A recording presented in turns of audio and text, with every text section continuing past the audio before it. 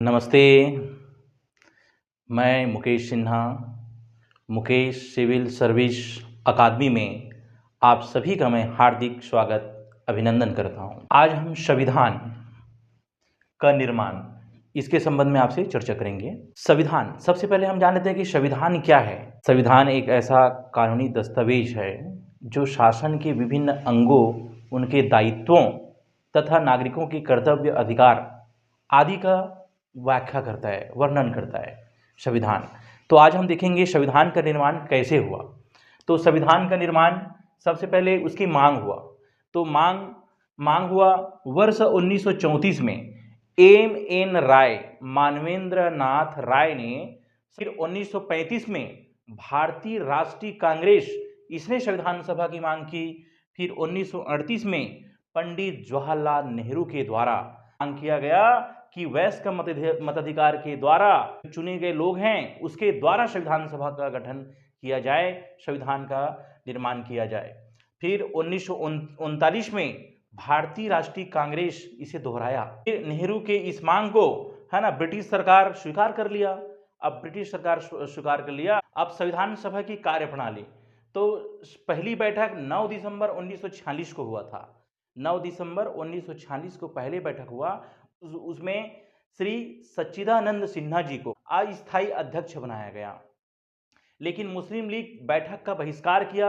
उन लोग ये चाहते थे कि पाकिस्तान की मांग करने लग गए कि अलग पाकिस्तान, मुस्लिमों के लिए अलग होना चाहिए। और फिर 11 दिसंबर 1946 को स्थायी सभापति अध्यक्ष का गठन किया गया और डॉक्टर श्री राजेंद्र प्रसाद जी को 11 दिसंबर 1946 को स्थायी सभापति का अध्यक्ष बनाया गया। फिर उद्देश्य प्रस्ताव पंडित जवाहरलाल नेहरू जी के द्वारा उद्देश्य प्रस्ताव प्रस्तुत किया गया। 13 दिसंबर 1946 को उद्देश्य प्रस्ताव प्रस्तुत किया गया और इसी उद्देश्य प्रस्ताव के आधार पर प्रस्तावना प्रियम्बल बनाया गया। तो श्री N.K. पालकीवाल, उन्होंने प्रस्तावना को उसकी परिचय बताया है।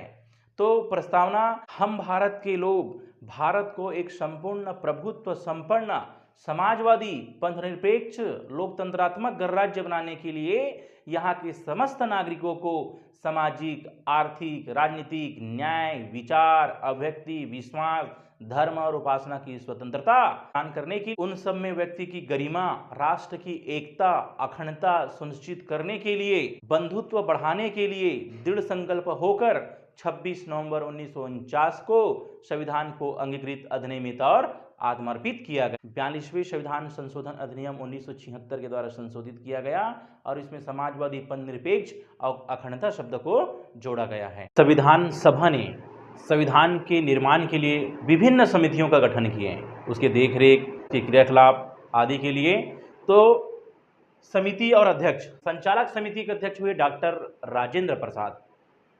राज्य समिति, राजवाड़ों के लिए गठन किया गया था, पंडित जवाहरलाल नेहरू इसके अध्यक्ष हुए। मौलिक अधिकार व अल्पसंख्यक क्षेत्रों पर गठित उप समिति सरदार वल्लभ भाई पटेल। मौलिक अधिकारों का गठित उप समिति J.B. कृपलानी। अल्पसंख्यक पर गठित असम तथा उसके वर्जित क्षेत्रों पर गठित उप समिति गोपीनाथ भारदोलई। प्रांतीय संविधान समिति सरदार पटेल। नियम समिति राजेंद्र प्रसाद। संघीय संविधान समिति पंडित नेहरू। प्रक्रिया नियम समिति डॉक्टर राजेंद्र प्रसाद। प्रारूप समिति के अध्यक्ष डॉक्टर भीमराव अंबेडकर। ये सबसे महत्वपूर्ण समिति था। प्रारूप समिति का गठन 29 अगस्त 1947 को हुआ था। अब ये प्रारूप समिति के 6 सदस्य और थे: Alladi Krishna Swami Ayyar, N Gopala Swami Ayyangar, N Madhavrao, K.M. Munshi, T Krishnamachari, Syed Mohammad Saadulla. इस प्रकार से इसके 6 सदस्य हुए। प्रारूप समिति सबसे महत्वपूर्ण समिति है। संविधान के जनक, उसके निर्माणकर्ता जनक कौन है? डॉक्टर भीमराव अंबेडकर जी है। प्रतिवर्ष 26 नवंबर को संविधान दिवस मनाया जाता है। ये 2015 से मना रहे हैं, स्टार्ट हुआ है, पूरे भारत में मनाया जाता है।